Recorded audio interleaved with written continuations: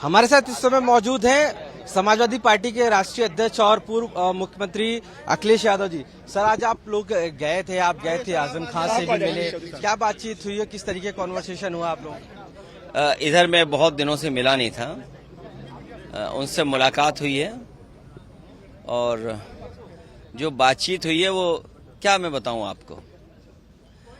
सरकार ने परेशानियां दी हैं और स्वाभाविक है आजम खान साहब और उनके परिवार को जो तकलीफ परेशानी दी, शायद दुनिया में कोई ऐसा लोकतांत्रिक देश नहीं होगा जहां पर एक नेता के परिवार को इतनी परेशानियों का सामना करना पड़ा हो, इतने मुकदमे झूठे लगे हों।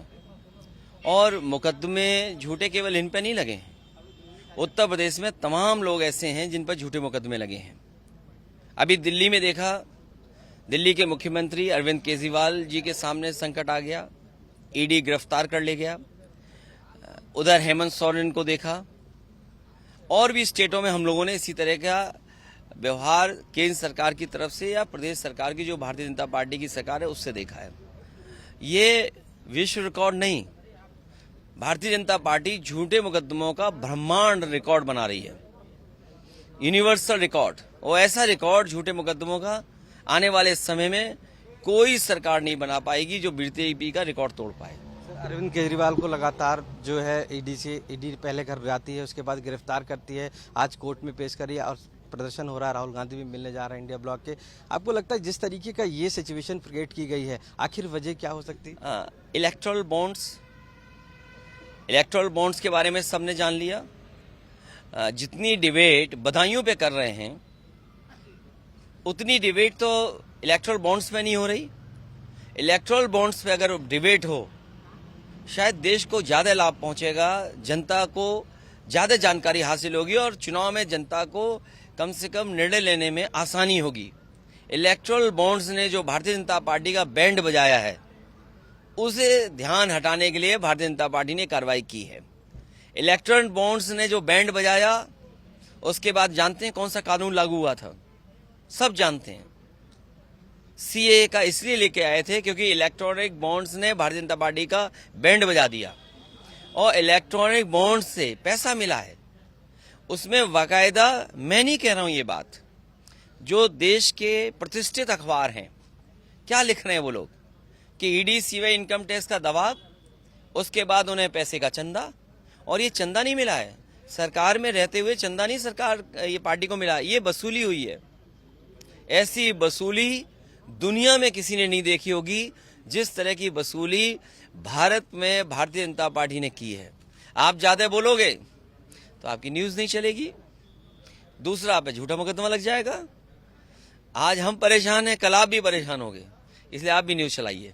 सर, आपको लगता है सीए और है तो एनआरसी भी क्या आगे आएगा? आपको लगता है इस तरीके से सीए का भटकाने के लिए किया तो आगे अब और भी सिचुएशन एनआरसी जैसे? ये केवल ध्यान हटाने के लिए, कैसे डिस्ट्रैक्ट कर दें, कैसे ध्यान हटा दें, इसलिए ये सरकार करती है। और भारतीय जनता पार्टी इसमें मास्टर है, उनके पास टीम है बाकायदा, उनके पास ऐसे ऐसे लोग हैं जो बहुत जानकार लोग हैं, देश के बहुत ऊंची ऊंची प्रतिष्ठित स्थान पे बैठे हैं। वो राय सुझाव देते हैं कि आज अगर ध्यान हटाना तो ये कर दीजिए आप। और उसी का उदाहरण आपने देखा कि जब इलेक्ट्रॉनिक बॉन्ड्स की जानकारी आई तो सीए लागू किया गया और उससे जब नहीं चला तो उन्होंने कहा कि इसको इतनी बार बुलाया था ईडी ने, ये दिल्ली के मुख्यमंत्री नहीं आ रहे, इनको गिरफ्तार कर लो। जो इलेक्ट्रोल बॉन्ड्स ने बीजेपी का बैंड बजाया है उससे बचने के लिए और चुनाव में जनता का ध्यान हटाने के लिए काम कर रहे हैं। अगर राष्ट्रवादी सरकार भारतीय जनता पार्टी है तो इतना कैसे मिल गया बताओ? वैक्सीन जबरदस्ती लगाया जा रहा था सबको, यहाँ जितने खड़े लोग हैं, ये स्वाभाविक है उन्होंने बीमारी से बचने के लिए भी लगाया, लेकिन बाद में जो लगे हैं सब बूस्टर और जो बाद में लगे हैं सब फर्जी लगे हैं। और सोचो वैक्सीन की कंपनी से भी चंदा लिया। कोई कल्पना कर सकता है कि वैक्सीन की कंपनी से भी आपने चंदा ले लिया? और जिस कंपनी ने बता रहे हैं, सुनने में आ रहा है कि अरविंद केजरीवाल जी पर जिन पे मुकदमा, जिस कंपनी से लेन देन है, उसने भी इलेक्ट्रोल बॉन्ड बीजेपी को दिए हैं। अरे बीजेपी कार्रवाई क्या होगी? सुनने में आ रहा है उन पे भी कुछ पैसा गया इलेक्ट्रोल बॉन्ड से। क्या नहीं गया? ये सच्चाई नहीं है क्या? सर इंडिया गठबंधन मजबूत होगा कि टूटेगा, क्योंकि जिस तरीके से अरे कोई टूटेगा नहीं, चीजें जब टूटती हैं फिर बनती हैं, फिर बनेंगी, फिर बनेंगी। आखिरी सवाल है, पल्लवी पटेल ने जिस तरीके से कहा, छोड़ो, ये इशू हमारे लिए नहीं है। हम लोग जनता के बीच में जा रहे हैं और हमें उम्मीद है कि जनता हमारा मदद करेगी। और जो हमने खोया, अरे चर्चा तो उस बात की करो ना कि हमने क्या खोया। हमने एक राज्यसभा खोई है, तो राज्यसभा खोने का मतलब क्या, और एक चीफ सेक्रेटरी को खोया जो चीफ सेक्रेटरी बनता जा करके, वो आखिरकार जनता की ही तो मदद करता। हम उससे कोई काम लेते, सरकार में कोई बात रखते या सदन में बात रखते, स्टेट को फायदा होता, स्टेट की ठोस बात कहते वो जाके सदन में। तो जो कुछ खोया समाजवादियों ने खोया, इसलिए खोने वालों पे कोई उंगली ना उठाए। थैंक यू सर बात करने के लिए। तो अखिलेश यादव जी साफ तौर से माना है कि जो खोया है वो हमने खोया है, और ऐसे में सवाल हमसे नहीं होना चाहिए, सवाल उनसे होना चाहिए जिन्होंने साथ छोड़ा है। लखनऊ से कैमरा पर्सन रोहित कांत मिश्रा के साथ आशीष श्रीवास्तव, आज तक।